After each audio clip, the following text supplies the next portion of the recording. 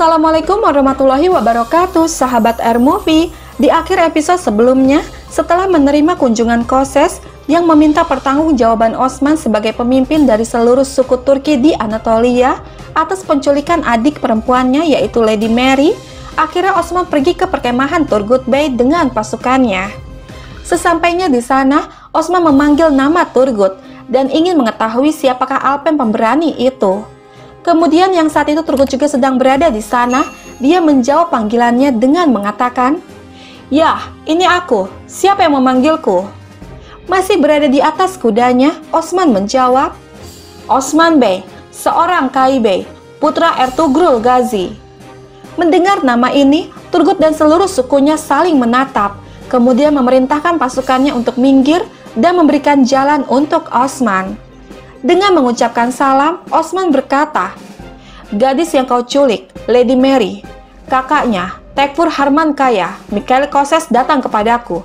Dia meminta adik perempuannya dariku."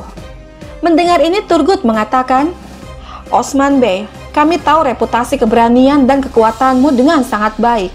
Bagaimanapun, seperti yang kau lakukan untuk melindungi sukumu, aku melakukan hal yang sama. Mikhail Koses menahan pasukanku, dan sebelum aku melihat pasukanku di sukuku, aku tidak akan menyerahkan Mary. Tidak padamu, Osman Bey, juga tidak pada orang lain." Lalu Osman mengatakan, "Jika kau tahu keberanian dan kekuatanku, maka kau tahu, kau harus mempercayai kata-kataku, Turgut Bey. Berikan Lady Mary kepadaku, dan aku akan mengambil alpenmu dari tawanan Koses, dan memberikan mereka kepadamu. Jadi, aku akan bermeditasi agar perdaganganmu selesai." Mendengar hal ini membuat Turgut berpikir sejenak, lalu memerintahkan Kutan untuk membawa gadis itu beserta asistennya. Kemudian Mary keluar dari tendanya dan menghampiri mereka.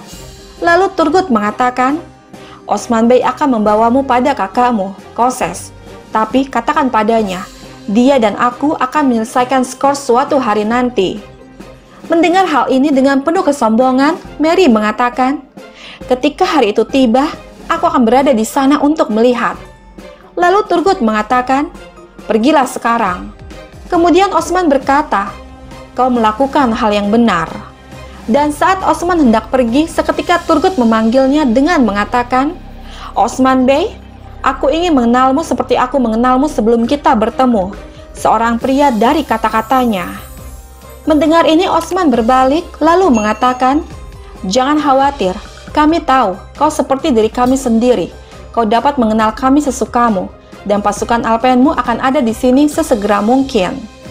Kemudian Osman menunggangi kuda dan meminta Boran untuk membawa Lady Mary kepada kakaknya dan membawa kembali pasukan Alpen Turgut. Osman juga mengatakan kepada Boran untuk berhati-hati. Kemudian mereka pergi meninggalkan suku dengan Turgut yang hanya bisa melihatnya dari gerbang tanpa mengucapkan sepatah kata apapun. Sementara itu, di Kastil Harmankaya, kita diperlihatkan dengan beberapa pasukan Alpen Turgut sedang disiksa dan dikurung di dalam sumur, dengan Koses berdiri memperhatikan dari atas. Di sini kita bisa melihat bahwa apa yang dikatakan Turgut Bey ternyata benar. Karena itulah dia menculik Lady Mary dengan tujuan hanya untuk membebaskan Alpennya. Namun, apakah Osman berhasil membebaskan mereka? Kita akan segera mengetahuinya nanti. Bukan hanya itu, salah satu dari pasukan Alpen Turgut tengah disiksa dengan cara dipotong jari-jarinya. Dari atas, terlihat Koses sangat menikmati penyiksaan ini, lalu mengatakan, "Kita mengambil langkah dengan menunjukkan jari-jari mereka, yang dimana tangan itu tidak akan bisa memegang pedang atau menarik panah lagi." Lalu Nestor berkata, "Kau mengambil langkah besar, Tuan, tapi aku takut. Seperti yang kau tahu, mereka memiliki Lady Mary. Dan ketika dia melihat kondisi Alpennya yang seperti ini," seketika Koses mengatakan, "Osman pasti akan datang kepada kita dengan permintaan ini. Dia akan bilang bahwa dia membawa adikku, dan Turgut ingin Alpennya kembali. Tapi itu tidak akan membuatnya kesal, Nestor. Kita akan memberikan Alpennya kembali, namun hanya sedikit tidak lengkap, itu saja." Tidak lama salah seorang tentara datang membawa kabar bahwa Boran Alp dari Osman Bey datang bersama Mary. Mendengar ini Koses mengatakan, "Osman menepati janjinya lebih cepat dari yang kuduga." Sementara itu, di kamp pengembara, Terlihat pendeta Gregor masih sangat kesal dengan apa yang telah dilakukan Osman padanya. Lalu Andreas bertanya, "Apa yang akan kita lakukan sekarang, Tuan? Berapa lama kita akan tinggal di sini?" Dan Gregor menjawab, "Kita tidak akan tinggal diam, Andreas. Kita akan menemukan cara untuk membiarkan Rogatos mengetahuinya. Kita tidak dapat keluar dari sini tanpa dia." Tidak lama Gregor mulai merasakan sakit di tangannya dan meminta Andreas untuk memeriksa pintu. Di sini kita dapat melihat bahwa Gregor memiliki tanda luka di tangannya. Dan kemudian Andreas bertanya, "Apakah kau baik-baik saja, Tuan?" Dan Gregor menjawab, "Kita akan hidup, Andreas. Kita akan hidup untuk amanah yang kita bawa dan lari dari Osman." Sahabat kita kembali lagi ke kastil Harman Kaya. Setelah melihat adiknya kembali, Koses memeluknya dengan penuh kerinduan dan menanyakan kabar padanya. Lalu Koses mengatakan kepada Boran, Goktuk, dan Cerkutai, "Aku berhutang budi pada Osman Bey karena membawa adikku dengan selamat." Lalu Boran mengatakan, "Ya, kami telah membawa adikmu dengan selamat, Tuan Koses. Sekarang, serahkan pasukan Alpen Turgut dengan selamat juga." Dan Koses mengatakan, "Kau membawakanku hal yang paling berharga dalam hidup ini." Kemudian Koses meminta Nestor untuk melepaskan para tawanan Turki dengan segera. Dan tidak lama, para tawanan Turki itu datang, namun dengan kondisi yang sangat buruk. Melihat hal ini membuat Goktuk, Boran, dan Cerkutai menjadi sangat marah. Jari-jari mereka telah dipotong dan tidak ada seorang pun yang memiliki jari yang utuh. Kemudian Goktuk bersiap untuk menyerang, namun dihentikan oleh Boran dan meminta mereka untuk tetap tenang. Lalu Boran bertanya, "Apa ini, Tuan Koses?" Dan Koses menjawab, "Setiap busur yang mereka gunakan mengorbankan nyawa prajurit, dan sebagai imbalan atas nyawa mereka, aku mengambil 2 jari dari mereka. Dan aku pikir itu wajar, benar kan? Akankah kau mengambil lebih sedikit jika itu kamu, Boran Alp?" Suasana mulai memanas di sana, namun Goktuk tidak bisa melakukan apapun. Kemudian Koses mengatakan lagi, "Sampaikan salamku pada Osman Bey." Kemudian mereka pun diusir dari sana.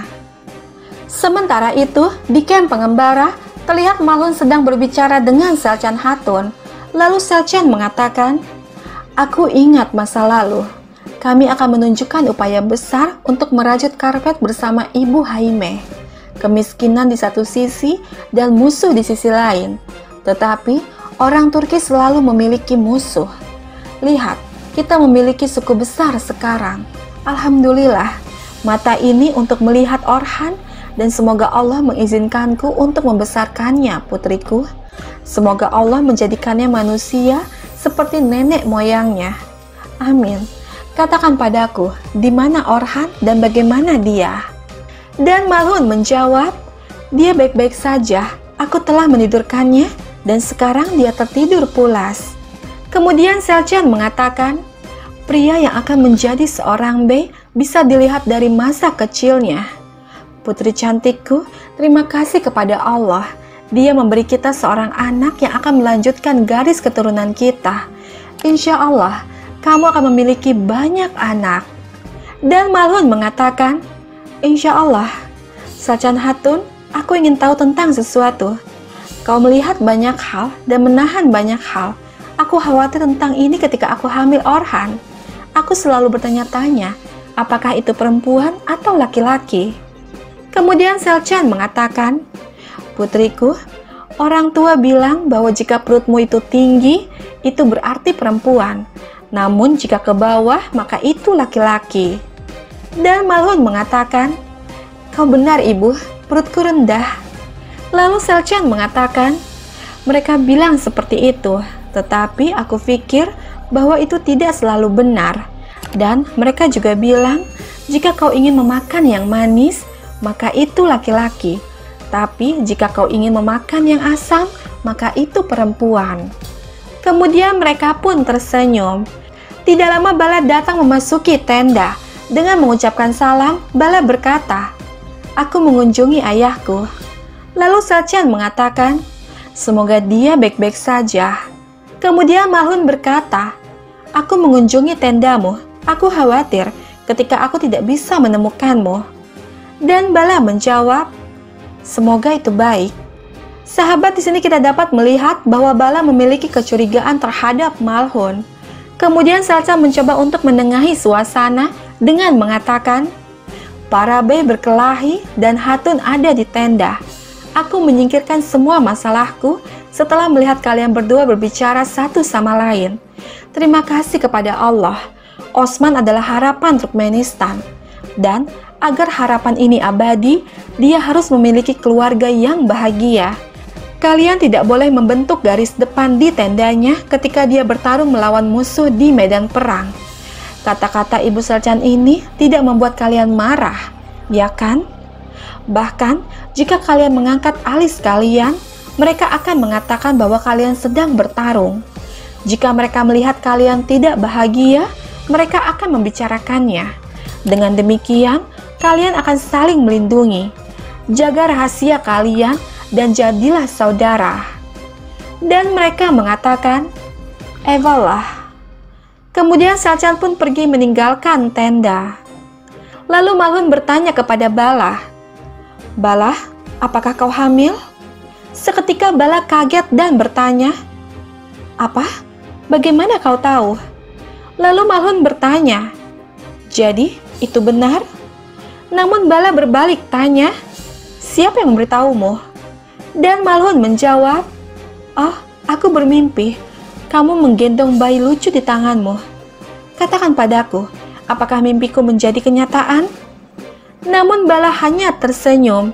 Kemudian Malhun mengatakan dan berdoa untuk Bala, "Semoga itu keberkahan dan semoga menjadi pendamping Orhanku, insya Allah." Dan Bala mengatakan, "Aku ingin memastikan keberadaannya, itu sebabnya aku menyembunyikannya." Lalu Malhun berkata, "Terima kasih kepada Allah, Dia telah memecahkan masalahmu. Apakah kau ingin makan sesuatu? Biarkan aku memasaknya untukmu. Dulu aku ingin makan cemilan ketika aku hamil Orhan. Apa yang ingin kamu makan, Bala? Manis atau asam?" Namun Bala mengatakan, "Terima kasih Malhun, tapi tidak ada yang seharusnya tahu untuk saat ini. Karena aku ingin memastikan kehamilanku, dan nanti akan kami umumkan, insya Allah." Lalu Malhun mengatakan, "Ya, jangan khawatir." Kemudian mereka pun tersenyum. Sahabat, dalam hal ini kita bisa melihat sikap Malhun atas kepeduliannya terhadap Bala. Namun kita belum tahu apakah ini tulus atau ternyata Malhun memiliki perasaan lain di baliknya.